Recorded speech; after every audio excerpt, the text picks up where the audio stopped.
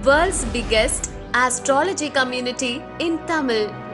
Online Astro TV, வாழ்வின் வெளிச்சம். Online astro டிவியை கண்டு மகிழுங்கள். இந்த நவசக்தி ஜோதிட குழுவை நடத்தி வரும் உயர்திரு வேலு சிவா ஜோதிட ஆசிரியர். இவர் பார்த்திங்கன்னா நம்ம ராசிபுரத்தை சேர்ந்த ஒரு ஆசிரியர். ஜோதிடமும் பார்த்துக்கிட்டு அதே சமயத்தில் ஆசிரியராகவும் இருந்து வருகிறார். இவரோட தலைப்பு பார்த்திங்கன்னா ஜோதிடமும் தற்கால கலாச்சாரமும் பண்பாடும், இதோட தலைப்பில் இப்போ உரையாற்ற வருகிறார். அவரை அன்போடு அழைக்கிறேன். அனைவருக்கும் இனிய வணக்கத்தை தெரிவித்துக் கொண்டு, 5 கரத்தனை ஆணை முகத்தினை இந்தின் இளம்பெற ஏற்றினை நந்தி மகந்தனை ஞான கொழுந்தனை புந்தியில் வைத்தடி போற்றுகின்றேனே. தென்னாடுடைய சிவனை போற்றி, என் நாட்டவர்க்கம் இறைவா போற்றி, என் தாய் தந்தையை வணங்கி எனக்கு கற்றுத்தந்த குருமார்களை இந்த நல்ல நேரத்தில் நினைத்து கொண்டு, எனது தாய் சங்கமான பிரபஞ்ச குழுவின் அனைத்து பொறுப்பாளர்களையும் இந்த நல்ல நேரத்தில் நினைவு கூர்ந்து, இன்று நான் பேச தொடங்க இருக்கும் தலைப்பு ஜோதிடமும் தற்கால கலாச்சாரமும் பண்பாடும். ஜோதிடம் அப்படிங்கிறது இன்று நேற்று வந்ததல்ல. பன்னெடுங்காலம் நமது சித்தர்களும் முனிவர்களும் ஞானிகளும் கண்டுபிடித்து அறிந்து உணர்ந்து நமக்கு சொல்லப்பட்ட செய்திகள் அல்ல, இரகசியங்கள். அந்த ஜோதிடம் ஒருபோதும் இன்றும் மாறவில்லை. இன்றைக்கி சூரியன் ஒரு மாதத்தில் 30 நாள் ஒரு ராசியில் பயணிப்பார்னா அவர் 30 ராசியில் தான் பயணிப்பார். செவ்வாய் ஒரு ராசியில் 45 நாள் பயணிப்பார் என்றால் அவரும் அதே தன்மையில்தான். சந்திரன் ஒரு ராசியில் 2.25 நாள் பயணிப்பார் என்றால் அந்த தன்மையும் மாறவில்லை. ஆனால் நம்மளுடைய கலாச்சாரமும் பண்பாடும் மாறியிருக்கிறது. ஜோதிடம் மாறவில்லை, கலாச்சாரமும் பண்பாடும் மாறியிருக்கிறது.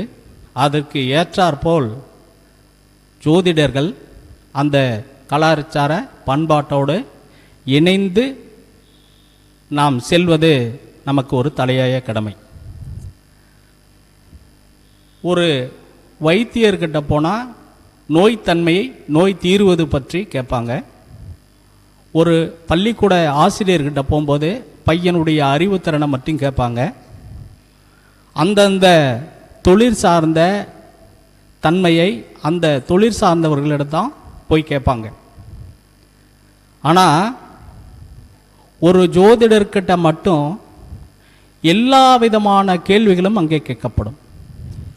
தொழில், வருமானம், வைத்தியம், குடும்பம், குடும்பத்தில் நடக்கின்ற நல்ல நிகழ்வுகள், கெட்ட நிகழ்வுகள், உறவுகளுடைய தன்மை, பொருளாதார மேன்மை, பொருளாதார இழப்பு, வண்டி வாகனம், லொட்டு லொசுக்கு எல்லாத்தையும் ஜோதிடர் தான் கேட்பாங்க. வேறு யாருக்கிட்டையும் போய் கேட்க மாட்டாங்க. ஒரு டாக்டர்கிட்ட போகிறதா கூட எந்த பேர் உள்ள டாக்டர்கிட்ட வைத்தியம் போகலாம், எந்த ஊரில் இருக்கிற டாக்டருக்கு, எந்த மருத்துவமனையில் பேர் உள்ள அப்படின்னு தான் கேட்பாங்க. ஒரு பள்ளிக்கூடத்தில் கொண்டு போய் சேர்க்கணும்னா எந்த நாளில் கொண்டு போய் சேர்க்கலாம், என்ன பாடத்தில் கொண்டு போய் சேர்க்கலாம், என் பையன் எந்த அளவுக்கு மதிப்பெண் பெறுவான், இவன் டாக்டர் ஆவானா, அதுக்கு செலவு பண்ணலாமா, முயற்சி பண்ணலாமா, இன்ஜினியர் ஆவானா, வக்கீல் ஆவான். இந்த மாதிரி ஒரு துறை சார்ந்த விஷயத்தை, எல்லா துறை சார்ந்த விஷயத்தையும் ஒரு ஜோதிடர்கிட்ட தான் கேட்பாங்க. அப்போ ஜோதிடர் எந்த அளவுக்கு அந்த ஜாதகத்தை எந்த அளவுக்கு அணுக தெரிந்திருக்கிறதோ அந்த அளவுக்கு தான் அவர் பலனை சொல்ல முடியும். ஒரு மருத்துவர் ஆகணும் அப்படின்னா அந்த மருத்துவத்தில் பல்வேறு பிரிவுகள் இருக்கு. பொதுவாக MPBS, அது பொது மருத்துவம். அதை தாண்டி வெவ்வேறு துறைகள், டெக்னாலஜி துறையில் போவாங்களா, டெஸ்ட் துறையில் போவாங்களா, ஆராய்ச்சி துறையில் போவாங்களா அப்படின்னு பல்வேறு கேள்விகளை நம்மக்கிட்ட கேட்குறாங்க. படிக்கும்போதும் கேள்வி, படித்ததுக்கு அப்புறமும் வேலைக்கு போகிறதுலையும் கேள்வி, அந்த வருமானம் நிற்குமான கேள்வி, விவசாயம் சம்பந்தது, ஷேர் மார்க்கெட்டு, இந்த மாதிரி பல்வேறு துறைகளில் கேட்குறாங்க. அப்போ ஜோதிடம், கிரகங்கள், அந்த தசாபுத்தி, அந்தரம், சூட்சமா இதெல்லாம் எங்கேயுமே மாறல. ஆனால் கலாச்சாரமும் பண்பாடும் வெவ்வேறு முறையாக மாறி இருக்கு. அப்போ ஜோதிடர்கள் எந்த அளவுக்கு நாம் உள்வாங்கி எந்த அளவுக்கு அப்டேட்டில் இருக்கிறோமோ அந்த அளவுக்கு தான் நாம் ஜோதிட துறையில் நீடிக்க முடியும். அதனால தான் இன்றைக்கி எடுத்திருக்கிற தலைப்பு கலாச்சாரம் பண்பாடு அப்படின்னு சொல்லியிருக்கு. ஒரு பள்ளிக்கூடத்தில் 11வது படிக்கின்ற மாணவன் அந்த பள்ளிக்கூட ஆசிரியரோடு காதல் புரிந்து வேறொரு இடத்துக்கு அதாவது இடம் மாறி போயிடுறாங்க. அப்போ இது கலாச்சார சீர்கேடு. இப்போ அந்த கலாச்சார சீர்கேடை நம்ம முதல்ல சொல்ல முடியுமா? ஒரு ஜாதகத்தில் முடியும். சொன்னால் ஏற்றுப்பாங்களா? அதுதான் பிரச்சனை. உங்கள் பொண்ணு இந்த மாதிரி தப்பான செய்ய போகிறா அப்படின்னா அடிக்க வந்துடுவாங்க. அதே சமயத்தில் உங்கள் பையன் ஒரு தப்பான நிலைக்கு போக போகிறார் அப்படின்னு சொன்னால் நம்மளை ஒரு மாதிரியாக பார்ப்பாங்க, ஒரு செயல்பாடுகள் இருக்கும். அப்போ என்னென்னா அந்த நேரத்தில் நாம் எவ்வாறு அணுகுவது, அதாவது அல்லது பார்த்தீங்கன்னா ஒரு ஜாதகத்தை பார்த்த உடனே அந்த பொண்ணு கல்லூரியில் படிக்கும்போதே பதிவு திருமணம் பண்ணிக்குது, அது அப்பா அம்மாவுக்கு தெரியாது. அந்த மாதிரி சில நிகழ்வுகள் நடக்கும்போது கலாச்சார பாதிப்பை நமக்கு தெரியாமலே அவர்கள் ஏற்படுத்தி கொள்கிறார்கள். சரி, வேலைக்கு போகிறாங்க. வேலைக்கு போகிற இடத்துல ஒரு சந்தர்ப்ப சூழ்நிலை, ஒரு நிகழ்வு, யாரையும் குறை சொல்ல முடியாது. ஏன்னா கிரகம் அந்த மாதிரி நிகழ்வுகளை ஏற்படுத்துகிறது. அந்த நிகழ்வுகளை நாம் வெளியிட்டு சொல்ல முடியுமா? முடியாது. இப்படி ஜோதிடருக்கு கலாச்சாரம் பண்பாடோடு சேர்ந்து நாம் பயணிப்பதும் சற்று சிரமமான விஷயமே. அதே சமயத்தில் ஒரு தொழில்துறையில் ஒரு முதலீடு செய்யலாமா என்பதை முதலில் கேட்கும் பொழுது அவருக்கு சரியான வழிமுறைகளை நீங்கள் சொந்த தொழில் செய்யலாம், உங்களால் பார்ட்னரோடு இணைந்து செயல்படலாம், அல்லது பார்ட்னரோடு இணைந்து செயல்பட முடியாது, அல்லது நீங்கள் ஒரு பொருளை முதலில் ஒப்பந்தம் செய்து ஆர்டர் செய்து அவரிடம் ஒரு தொகையை வாங்கி அதுக்கு பின்னாடி முதலீடை கடன் வாங்காமல் செய்து கொள்வது, இது போன்ற பல்வேறு தன்மைகளை அவருக்கு நாம் சொல்ல வேண்டும். தொழில் செய்யலாமா என்ற ஒரே விஷயத்தில் தொழில் செய்யலாம் என்று மட்டும் நாம் சொல்லிவிட்டோமானால் அவர் எப்படியாவது பணத்தை புரட்டி கடனோ லோனோ ஏதோ கடன் வாங்கினாலும் வங்கியில் லோன் போட்டாலும் அல்லது தன்னுடைய ஏதாவது அது ஆதாரமான விஷயங்களை அவர் அடமானம் வைத்து தொழில் செய்யும் போது நட்டமாகிவிட்டால் அதற்கு ஜோதிடர் பொறுப்பேற்கிறார். அப்போ எப்பெல்லாம் நமக்கு கர்மா சேருது அப்படின்னா, ஒரு செயலை ஒருவருக்கு சரியான முறையில் நாம் சொல்லாமல் அவர் நஷ்டப்படும் பொழுது, அவரது ஊதியத்தை வாங்கி நாம் சொகுசாக வாழும் பொழுது அது நமக்கு கர்மாவாக பிரதிபலிக்கிறது. சொல்வதை தெளிவாக சொல்ல வேண்டும். ஒருவருக்கு திருமணத்தில் அதிக நாட்டம் இருக்காது, ஆனால் வீட்டின் வற்புறுத்தலின் பேரில் திருமணம் செய்து கொள்வார். பின்பு அவர் அவரது மனையோடு சரியான ஒரு புரிதல் இல்லாமல் அந்த திருமணம் முறிந்து போகும், பிரிவினைக்கு செல்லும். அப்பொழுது ஜோதிடர் 100 ரூபாய் வாங்கியிருந்தாலும் 5000 ரூபாய் வாங்கியிருந்தாலும் அது கர்மாவாக திருப்பி நமக்கு பிரதிபலிக்கும். ஒரு செயலை நாம் செய்யும் பொழுது அதனுடைய தாக்கத்தையும் விளைவுகளையும் ஒரு ஜோதிடர் தெளிவாக புரிந்து கொள்ள முடியவில்லை என்றால் கண்டிப்பாக அவருக்கு கர்மா பாதிக்கும். நம்மளுடைய கலாச்சாரம் பண்பாடு அப்படின்னு பார்க்கும்போது ஒரு மதம், அந்த மதத்துக்குள் பல்வேறு பிரிவுகள் உட்பிரிவுகள் இருக்கிறது. இப்போ இந்து மதம்னு பார்த்தீங்கன்னா மதத்தால் ஒன்று, ஆனால் அது பிரிந்து கிடப்பது பார்த்தா கணக்கில் அடங்காது.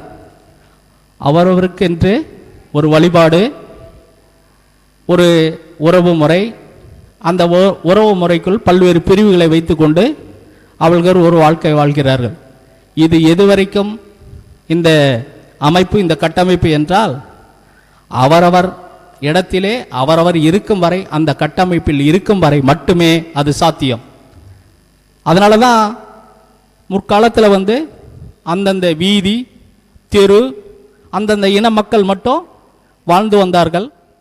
அவருடைய பழக்க வழக்கங்களும் அதே தன்மையில்தான் இருந்தது. அது கலாச்சாரம், பண்பாடு அப்படிங்கிற தன்மையில் மாறும் பொழுது அந்த கட்டமைப்பிலிருந்து அவங்கள் வேறுபடுகிறார்கள். அப்படி வேறுபடும் பொழுது அவர்கள் ஆண்களாக இருந்தாலும் பெண்களாக இருந்தாலும் தொழில் ரீதியாகவும் கல்வி ரீதியாகவும் அவர்கள் ஒருவரை ஒருவர் அவரது இனத்தாரோடு சேராமல் வேறொரு இனத்தாரோடு சேர்ந்து வாழுகின்ற ஒரு சூழ்நிலை நிலவுகின்றது.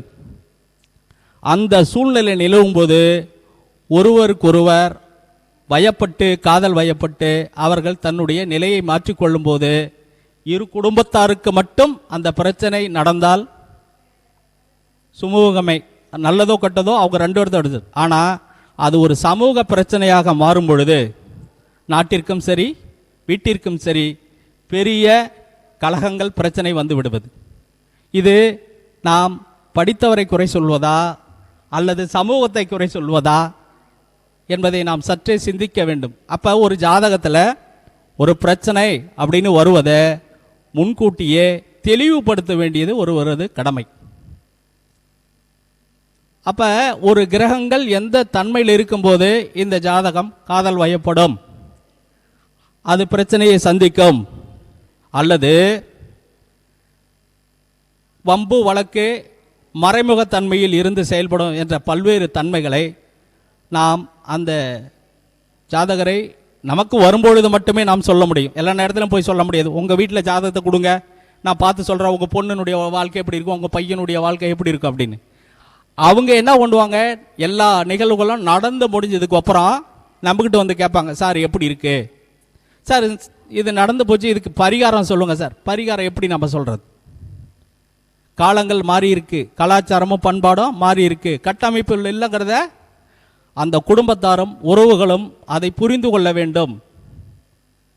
அப்படி இல்லைன்னா பெரிய பிரச்சனைகள் நடக்கும் பொழுது உயிர் சேதமும் பொருள் சேதமும் நிறைய ஏற்படுகிறது. அதை தவிர்ப்பதற்காக முடிந்த அளவு மனதை அடக்க வேண்டும். ஏன்னா ஒரு ஜாதகத்தில் 4ஆம் இடம் எண்ணம், 5ஆம் இடம் மனம், 6ஆம் இடம் செயல்பாடு. இந்த தன்மையில் ஒருத்தர் பாதிக்கப்படும் பொழுது அவர்கள் தன்னுடைய எண்ணத்தை, மனதை கண்டிப்பாக மாற்றிக்கிறாங்க.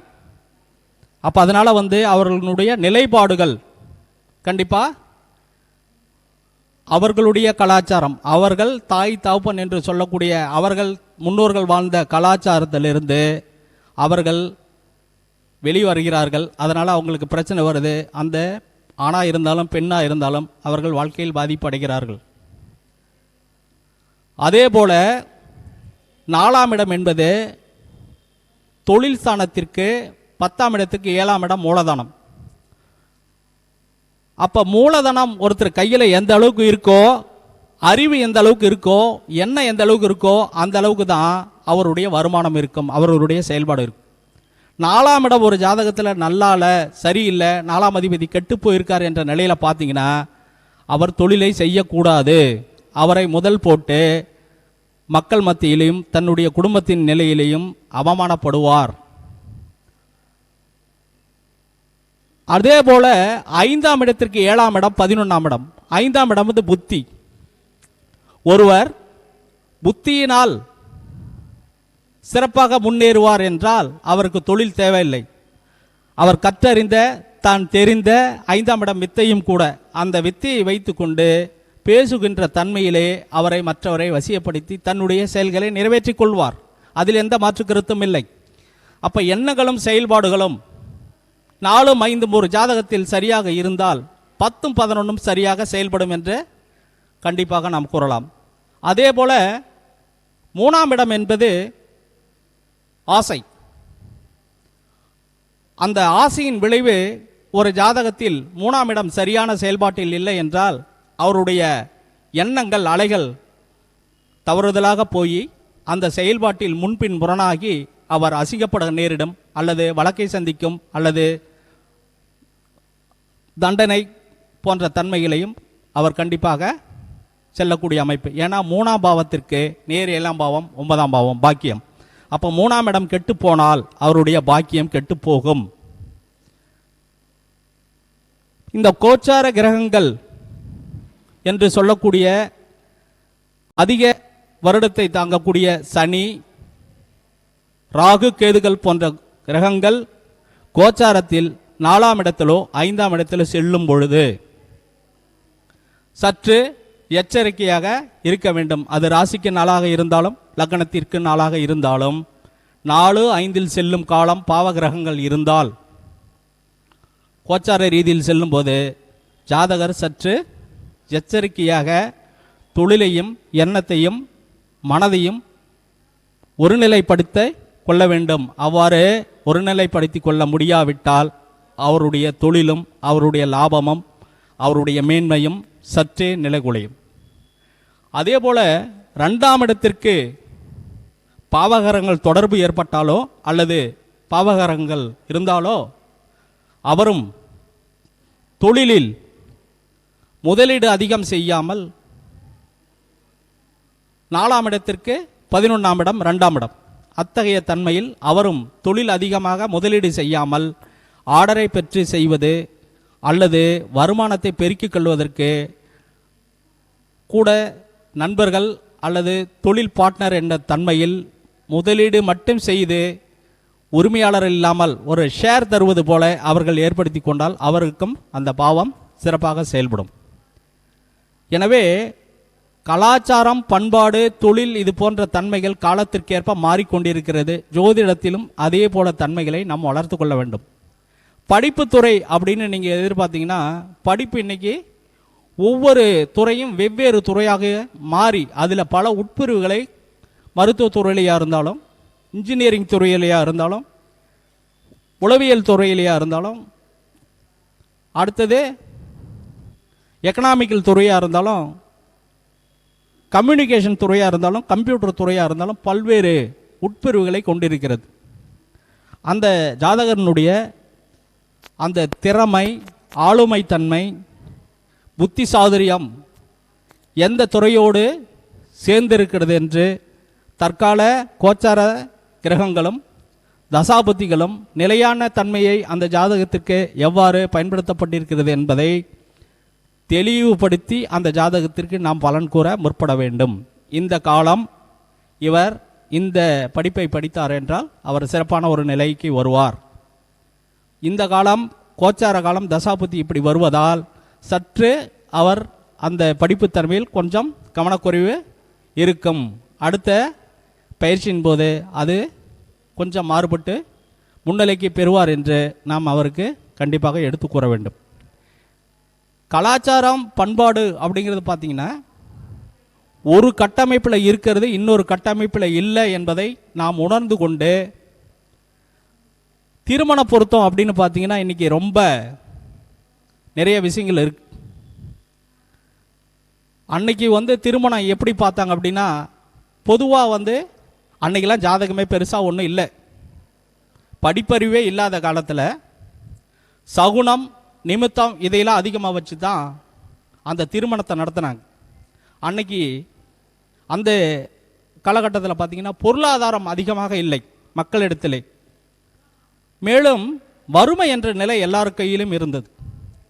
கூட்டு குடும்ப வாழ்க்கை ஒருவர் சொன்னால், ஒரு குடும்பத்தில் தலைவன் சொன்னால் அக்குடும்பத்தில் உள்ள கூட்டு குடும்பத்தில் உள்ள அனைவரும் அதை ஏற்றுக்கக்கூடிய மனப்பக்குவம் இருந்தது. ஒன்று பொருளாதாரம் இல்லை, கல்வி அறிவு இல்லை. ஒருவர் அந்த குடும்பத்தினுடைய தலைவர் சொல்வதை மற்றவர் ஏற்கக்கூடிய தன்மை இருந்தது.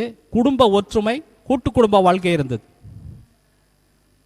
அதற்கு மேலே ஒன்று, எந்த செயலையும் செய்வதற்கு ஒரு உழைப்பு தொழில். அப்பொழுது காலகட்டத்தில் பார்த்தீங்கன்னா உழைப்பு தொழில் தான் அதிகமாக இருந்தது. பண்டைய காலத்தில் திருமணம் ஒருத்தருக்கு நடக்கணும் அப்படின்னா அந்த கிராமத்தில் இளந்தாரி கல்லுன்னு ஒரு கல் இருக்கு. அந்த இளந்தாரி கல்லை யார் தூக்குறாங்களோ அவங்களுக்கு அந்த கிராமத்தில் பொண்ணு கொடுப்பாங்க. அடுத்தது வீர விளையாட்டுகள் வந்தது. இந்த மாடு பிடிக்கிற விளையாட்டு ஜல்லிக்கட்டுலாம் வந்தபோது பொண்ணோ பொருளோ கொடுக்க மாட்டாங்க. முன்ன பொண்ணை நிறுத்திடுவாங்க. இதை அடக்கிறவனுக்கு இது.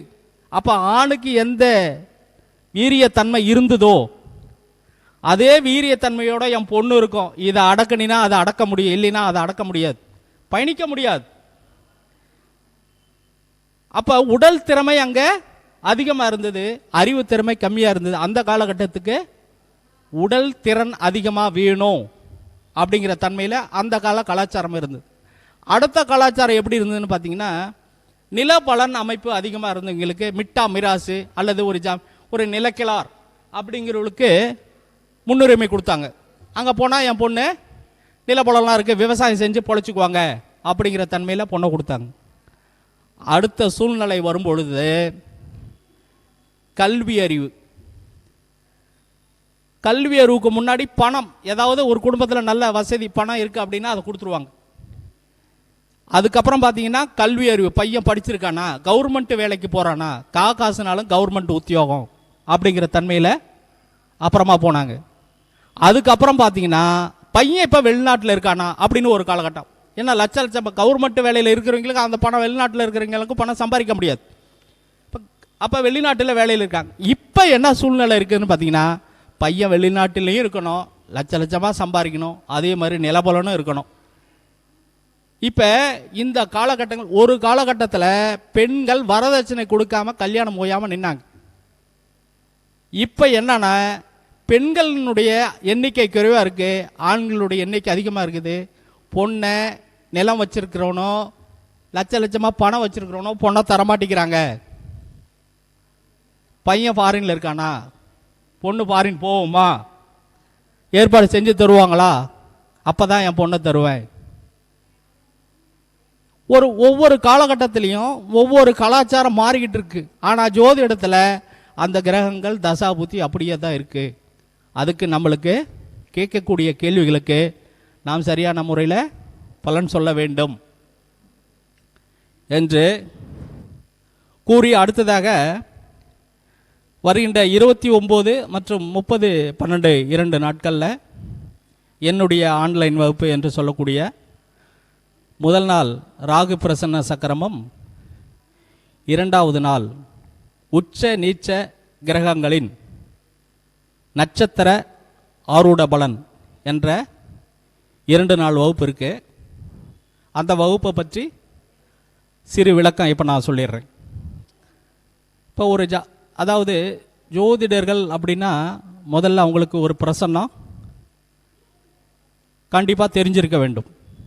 ஏன் பிரசன்னம் தெரிஞ்சிருக்கோம் வேணும் அப்படின்னு கேட்டிங்கன்னா, ஒரு ஜாதகர் வரும் நேரம், அவர் எந்த சூழ்நிலையில் அந்த ஜாதகத்தை கொண்டு வந்திருக்கிறார் என்று நாம் பார்ப்பதற்கு கண்டிப்பாக பிரசன்னம் தேவை. கிரகங்கள் எல்லாம் நல்லது போல தசாபூத்திகள் இருந்தாலும், கோச்சார கிரகங்கள் நல்ல நிலைமையில் இருந்தாலும் கூட பலன் சொல்வதில் சில நேரங்கள் நமக்கு தடுமாற்றம் வருவதுண்டு. எனவே முன்னோர்கள் சொல்லும்போது பாம்பை பிடித்து பலன் சொல்லு என்றார்கள். அந்த அடிப்படையில் ஒரு 12 ராசி கட்டத்தில் ஒவ்வொரு மணி நேரமும் அந்த ராகு எந்த நேரத்தில் பயணிக்கிறார் என்றும், அடுத்தது இன்னொரு ராசி கட்டம், அதற்கு மேலே உள்ள ராசி கட்டத்தில் சூரியன் எந்தெந்த நேரத்தில் எந்த ராசி கட்டத்தில் பயணிக்கிறார் என்றும், அதற்கு சூரியனுக்கு எதிர்த்தாற்போல் சந்திரன் பயணிப்பார் என்றும், அந்த இரு கட்டங்களை நாம் வைத்துக்கொண்டு அந்த பிரசன்ன சக்கரம் எவ்வாறு செயல்படுகிறது என்ற தன்மையில் அந்த முதல் நாள் வகுப்பும், இரண்டாம் நாள் வகுப்பு என்பது ஒரு உச்ச கிரகம், ஒரு நீச்ச கிரகம், அந்த உச்ச அடையக்கூடிய எந்த வீட்டில் ஒரு கிரகம் இருக்கிறதோ, உச்சம் அடைகிறதோ, அந்த தன்மையை வைத்து ஆருட பலனும், எந்த ஒரு வீட்டில் ஒரு நீச கிரகம் நீசமாகிறதோ அந்த தன்மையை வைத்து ஆருட பலனும் எடுத்து அதனுடைய பலனை நாம் கூறும் பொழுது அந்த காலகட்டத்தில் அந்த ஜாதகருக்கு எந்த சுப திசைகள் நடைபெற்று கொண்டிருந்தாலும் அந்த காலகட்டத்தை அவர் கடக்கும் வரை அவருக்கு இயல்பான பலன், நல்ல பலனை தருவதற்கு அந்த கிரகங்கள் ஒத்துழைப்பு தருவதில்லை. அதை நாம் புரிந்து கொண்டு ஜாதகருக்கு நாம் பலன் சொல்லும் பொழுது முழுக்க முழுக்க வரும் கஸ்டமர்கள் நம்மை மிகவும் சிறப்பு, மிகப்பெரிய ஜோதிட ஜாம்பவான்கள் கூட இந்த மாதிரி ஆய்வுகளை செய்து பார்ப்பதில்லை. ஒருவர் தொழில் செய்வதற்கும் யோகமாக இருப்பதற்கும் பல்வேறு காரணங்கள் உண்டு. இப்போ ஒருத்தருக்கு ஒரு காலையில் எந்திரிச்ச உடனே ஒரு 30-40 கஸ்டமர் வந்துட்டாங்க அப்படின்னா, யாராக இருந்தாலும் சரி, அந்த 30 கஸ்டமரையும் அவர் கவர் பண்ணுற நிலைமையில தான் இருப்பாரே தவிர, இன்னைக்கு 15 பேர் தான் பார்ப்பேன், மீதி 15 பேரை மற்ற நாள் தான் பார்ப்பேன்னு சொல்ல மாட்டாங்க யாருமே. இது எந்த துறையாக இருந்தாலும் உண்மைதான். அந்த தன்மையில் பலன்களை எடுப்பதில் அதிக அக்கறை செலுத்துவது கிடையாது. ஒரு ஜாதகத்தை பல்வேறு கோணங்களில் ஆய்வு செய்வதற்கு அவர்கள் அறிந்திருந்தாலும் அவருக்கு நேரம் இல்லாத காரணத்தினால் அவர்கள் அந்த 30 வாடிக்கையாளர்களையும் சந்தோஷப்படுத்தி அனுப்ப வேண்டும் என்று நினைப்பாரே தவிர கணக்கீடுகளை அதிகமாக சொல்வதில்லை. அவருக்கு நேரம் இருக்காது. அல்லது அவர்கள் அப்பாயின்மெண்ட் பார்த்தீங்கன்னா நீங்கள் ஒரு மாதம் கழித்து தான் அப்பாயின்மெண்ட் அப்படிம்பாங்க.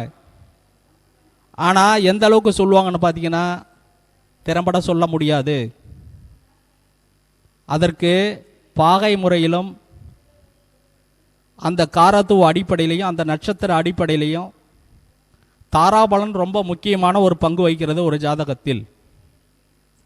அதே போல ஒரு ஜாதகத்தில் பிருகுப்புந்தி புள்ளி மிகவும் முக்கியமான பங்கு வகிக்கிறது.